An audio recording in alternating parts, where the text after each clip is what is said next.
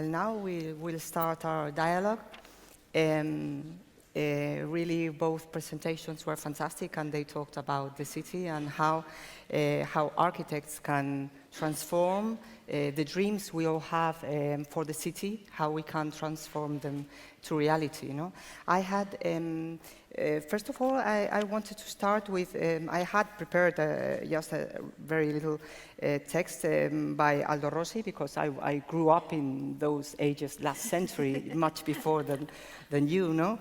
And Aldo Rossi said that the arquitectura, it's absurd to translate it into English, la arquitectura es la escena fija de las vicisitudes del hombre, con toda la carga de los sentimientos de las generaciones, de los acontecimientos públicos, de las tragedias privadas, de los hechos nuevos y de los hechos antiguos.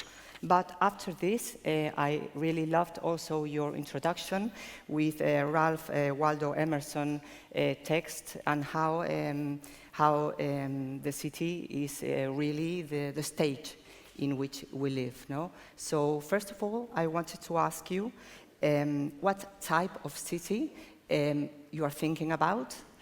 Second, we'll talk about public spaces and continuity in the city.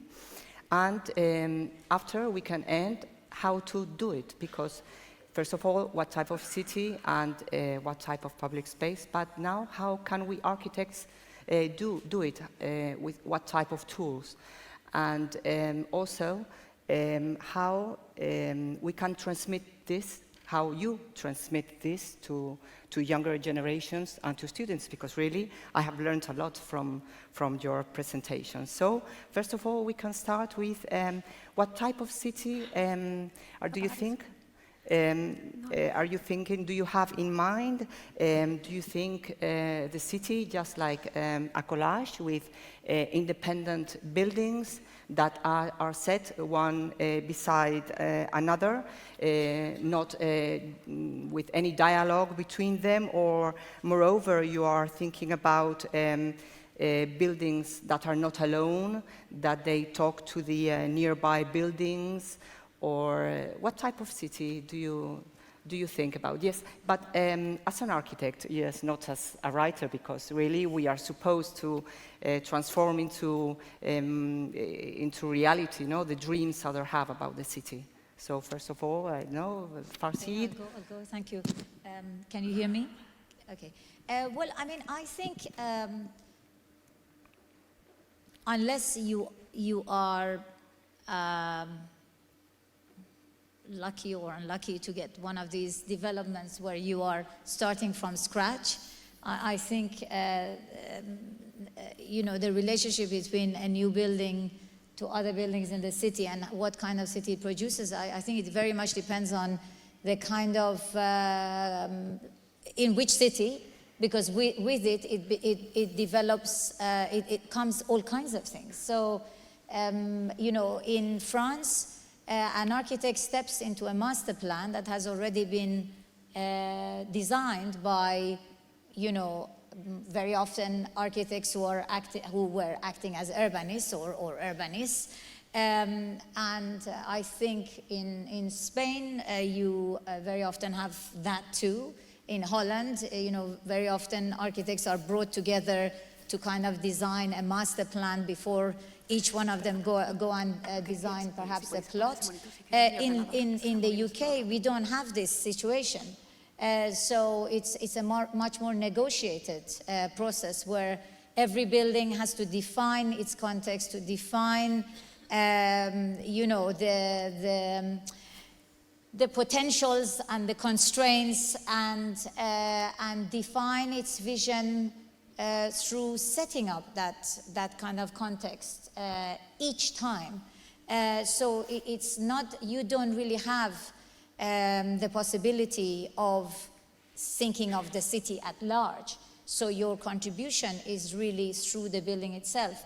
Now, I haven't, you know, been in charge of one of these master plans. Even in France, when we stepped in, it was stepping into a master plan. What I tried to show was that buildings at their own scale have a role to play, have quite a lot of role to play, and I think given the fact that most parts of our cities are shaped by private finance, to think about the city whilst being, engrossed or kind of, deeply involved in all the ordinary conventions and all the legalities that come into play with practice, plus the financial kind of constraints, I think is something that we need to put that into the equation of to think that the city is inside the project in different ways and in the ways that it can come into play. So maybe this sounds like I'm not visionary, but I do think that thinking pragmatically and thinking about practice, is perhaps playing politics at a micro scale. Perhaps it's a kind of a micro politics that I'm saying architects engage with, not macro. Of course, we can go and champion policy changes, etc. But ultimately, our instruments are at the micro scale. Mm-hmm. Okay, so thank you. Yeah, I really share your thoughts, and I'd like to also to ask Belinda to talk about this, because I know that she's very concerned about how architecture is an active point in the city. So a building is an active point in the city that really is capable to transform, the whole environment. Mm-hmm. Yes, connected to her comment, I would say that probably planning processes are kind of obsolete, and somehow the tools that we're dealing with are too slow compared to the speediness that we're kind of, immersed today.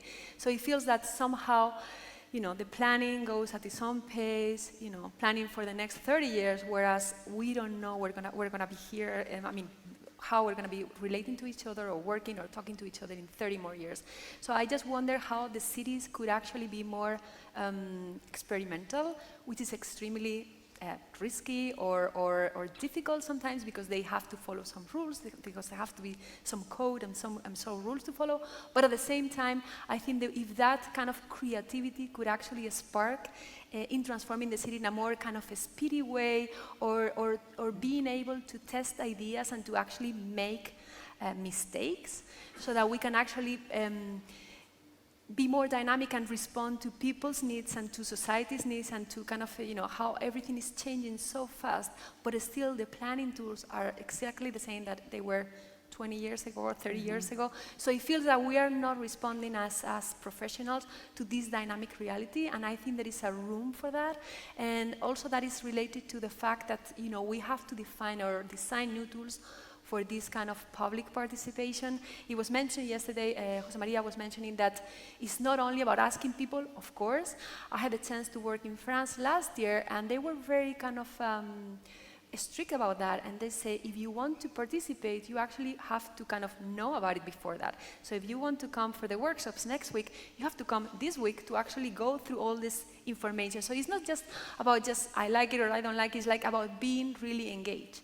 And so I think there is a whole world to be explored in that direction. Mm-hmm.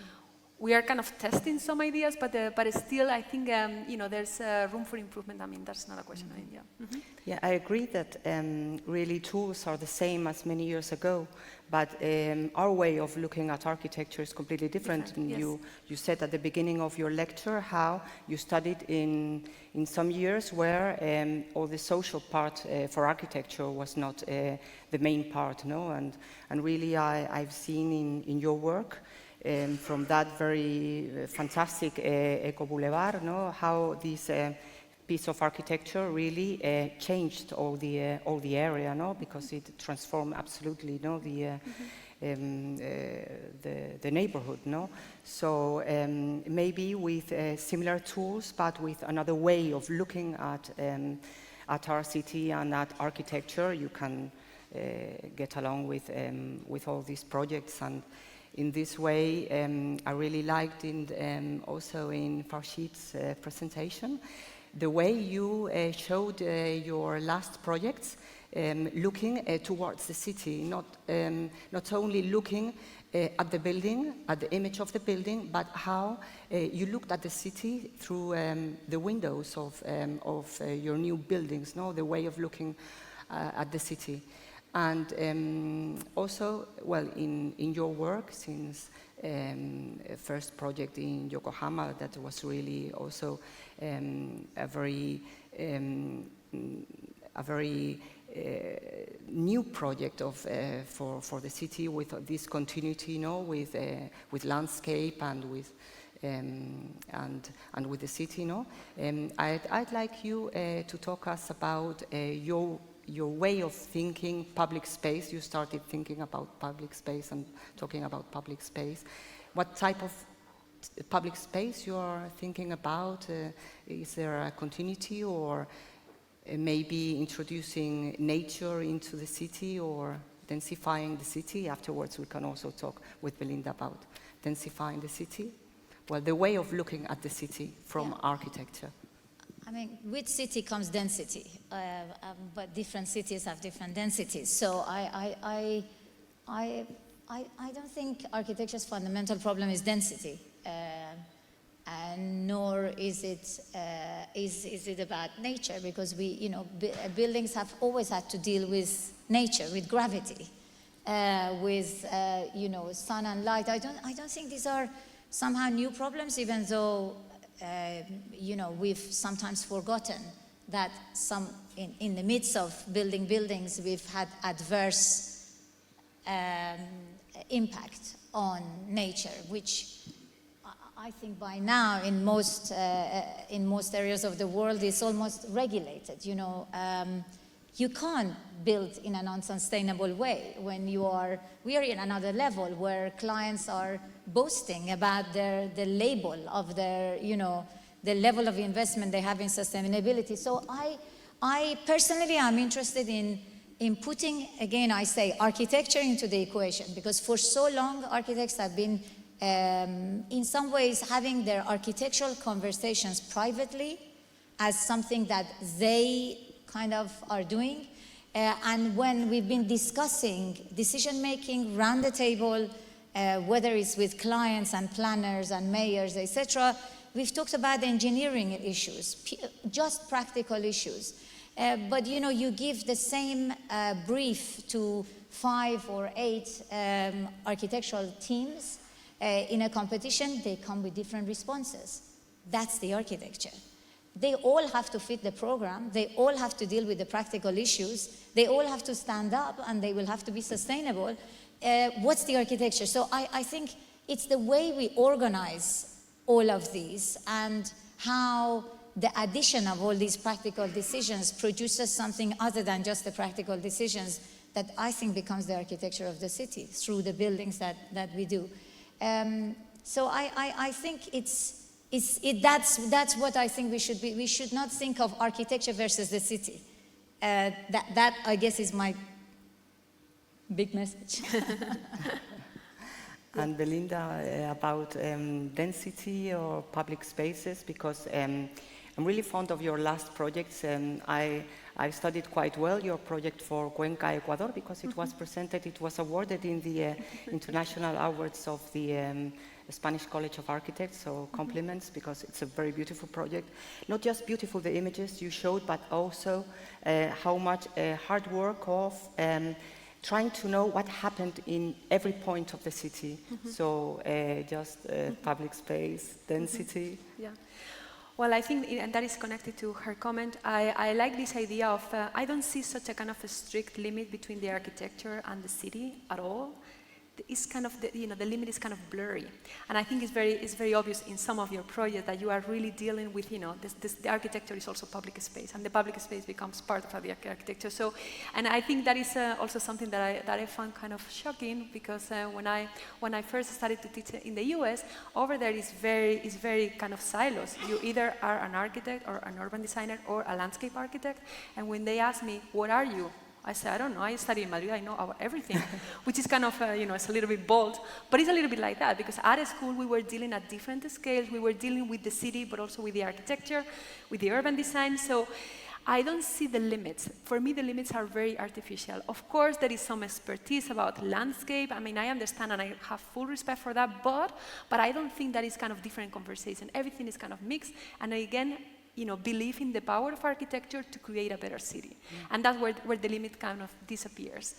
Then in terms of density, I think it was interesting because a few years ago when the Comunidad de Madrid government was trying to approve this law about the density issue, like not the density, sorry, the height of the buildings, I had just come from Hong Kong at that point, and I was completely fascinated by the city because it's extremely dense, but I love this kind of energy in the public space, and I was like, how can somebody say something so abstract, like this is it, there's no room for more people in this city. So I think there is a lot of cultural kind of understanding of what density is, because that's related also to the way people relate to each other, to the kind of the personal space as well.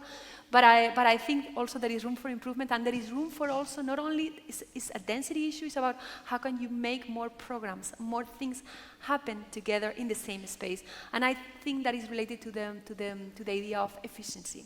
So it's not only that maybe we need a more dense city center, maybe we need a more efficient city center so that it can operate at different levels at different times for different programs. So I think that is also kind of an interesting topic. Yeah. So I really like this idea, and I also share it, this idea of dissolving the limits between architecture and public spaces, because really, as architects, we build this architecture that the facades of this architecture are really, the facades are the rooms of the city. So really architecture is building the rooms of the city, the places where we all share. And at this point, all these are these very interesting ideas you have about the city and about public space and about sharing a common place for living.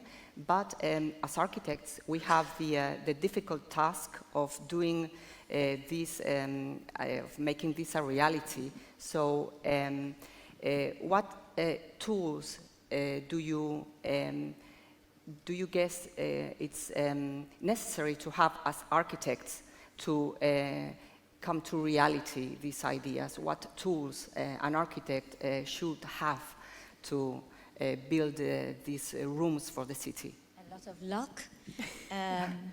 So the secret? No, a lot of luck. Not only luck.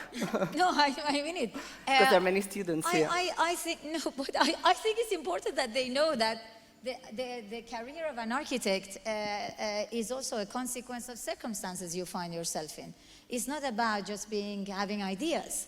I would like to have built X and Y and Z, but it hasn't. We are ultimately, at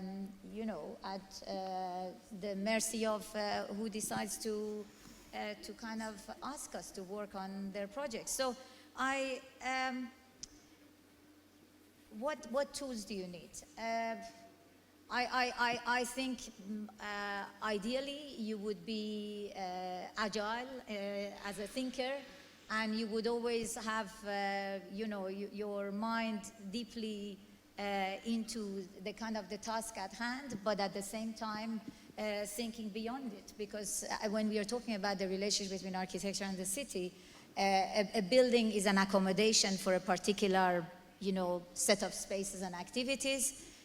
But we are discussing what role it has beyond that. So it's having that kind of two-tier or two levels of thinking, and that requires that you look beyond also your own kind of métier, if you like, that you understand how other people look at the city, how geographers and how philosophers and how economists, think about the city, because through those I think we find new perspectives. I think it's important to think that architecture is at the crossroad of so many different kind of factors.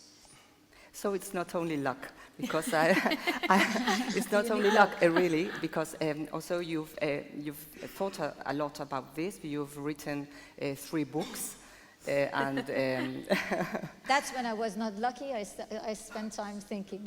so, and writing a book is not easy because you have to put all your thoughts in order. So Yes, that's true. And Belinda was talking before at how an architect, because you teach as FARSHID, you teach in Harvard, and you've also taught in Madrid, I think. Yes.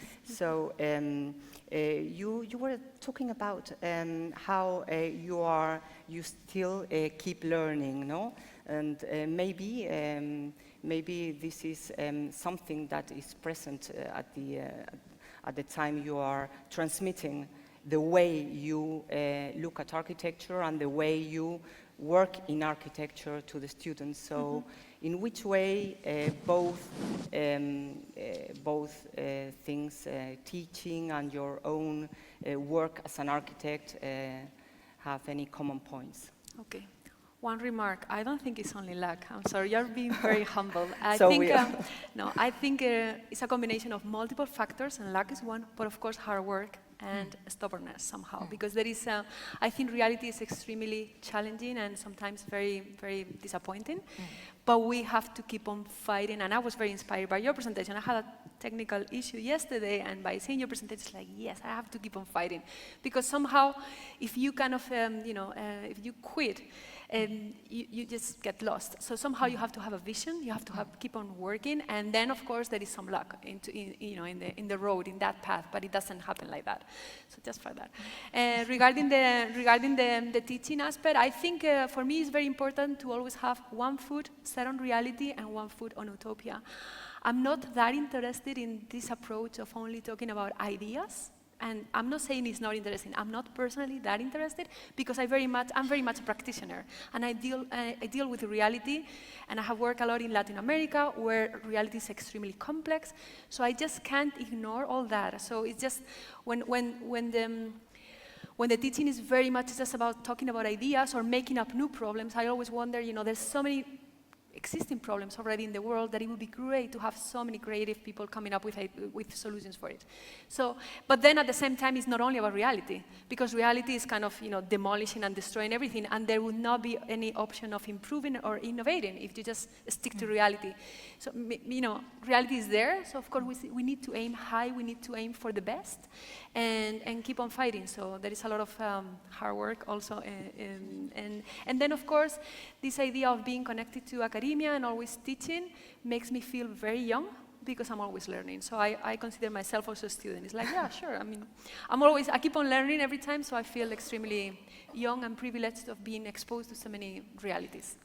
So not only luck, but also looking at the world with the eyes of an architect, and also hard work, but of course previous knowledge, I suppose, previous knowledge about architecture, no?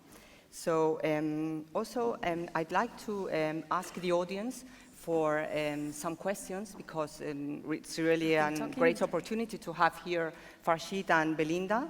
So I'd like to preguntar a quién darle la palabra a la audiencia para sus comentarios, para sus preguntas a FARSHID y a Belinda después de estas presentaciones.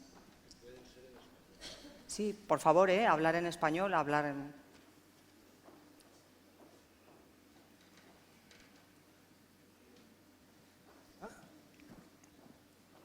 Hola. Thank you so much for your presentations. They were very inspiring.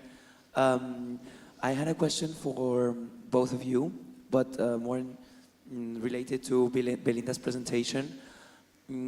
We're talking about less architecture, more city, or maybe another architecture doing more city, better architecture, someone said yesterday. Apart from architects, what else do we need in our teams to be able to do these better or more cities? Do you have, like, what are your teams? How are your teams? What do you have at your studios? The teams. I mean, of course, as I was saying, I don't like silos, and of course, I think we're becoming more and more hybrid, and also reality is so complex that it cannot just be approached from a physical point of view, and any kind of urban project has got environmental issues, social issues, economic issues, so it's not just a design kind of approach, even if design can be very therapeutic and great, but it still is not the only component. So we collaborate with all this expertise, depending on the size, on the scale, and on the context in particular that we need to work with. And I think it's not only important to incorporate them as part of the team, I think it is important to have that conversation, because again, we keep on learning, and we need to see the city as from different points of view, and it's a very enriching process. So yes, I don't know if you want to answer. People often talk about collaboration as a kind of as a sexy thing to do. But collaboration is not a choice. When I am working on a project, I'm required to work with lots of different other people. So you have all kinds of engineers you work with planning consultants, you work with lighting consultants, you work with security experts, you work with rights of light consultants. It doesn't stop. And they're actually all incredible resource for the architect. And I think the challenge is how somehow architects enter this process and find an architectural kind of path to bring it all together. So I think collaboration is a fact of life, and it's because we demand so much more of our buildings, and it's there. You could argue that if, as an architect, you introduce that during, let's say, a competition process where it's not forced on you, if you like, or given to you, you are kind of fast-forwarding it as a more of a collaborative approach. But you could also look at the architectural office itself and realize that it's also not just me alone working on projects. So I think that architectural projects are about collaboration. But it's also about finding clear avenues. And inside an office, you ultimately need a kind of a project architect.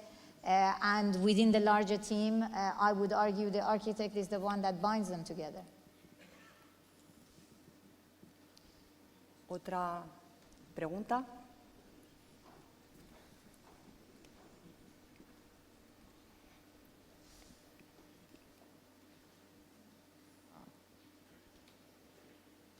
Okay. So, Belinda, I see you've talked about urban activities or architecture as activism. But given that it's usually developed in like a very legal and institutionalized, framework, how do you cope with the sort of ethical issues that it arises? Like you have like this client, which is like the one who pays, but then also like the people who are also the clients, and like your expertise, which is technical, but also the, your aim to give the people what they want. Yeah. Even if I feel super young, I already accumulated a number of experiences, and I also accumulated a number of fines, small ones, but at these active workshops that we had at some points, it was not everybody was so pleased with it. So I think, I feel totally fine. Okay, so I think we're working on a fine line that kind of is the boundary between what is legal, what is illegal, or what is the interpretation of the code. And we had a very interesting experience when one of our first projects was the Eco Boulevard, and when we were delivering the construction document, it was interesting to see that the city was not prepared to get it because it could not be fit into any kind of a department. It was not a piece of furniture, it was not a piece of lighting. it was not a tree. So no department wanted to take care of it. So they finally call it or name it or categorize as a monument, so it had to be maintained. So at that point, I realized of how important words are and how important interpretation is, and every code is open for interpretation. So it's not that we are kind of, breaking every rule or anything like that. It's about finding the appropriateness of solutions and how to be creative, because I always think that problems that we have to deal with every day require a lot of creativity to come up with solutions that are feasible, that are legal, but it's about creativity. So it all ends up with creativity from my experience. And a couple of fines that I had at some point, but it's okay. ¿Otra pregunta, comentario? En español perfectamente. Si hay estudiantes, yo creo que es una oportunidad magnífica que venga Harvard aquí a Pamplona.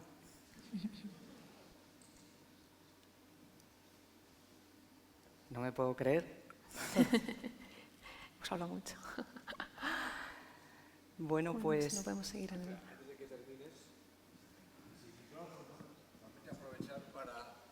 Felicitar a FARSHID porque hace solamente un par de días, y por eso no pudimos incluirlo en su biografía, que estaba ya impresa, ha sido incluida en la lista de la reina, así que ahora es miembro de la Orden del Imperio Británico, así que congratulations. Bueno.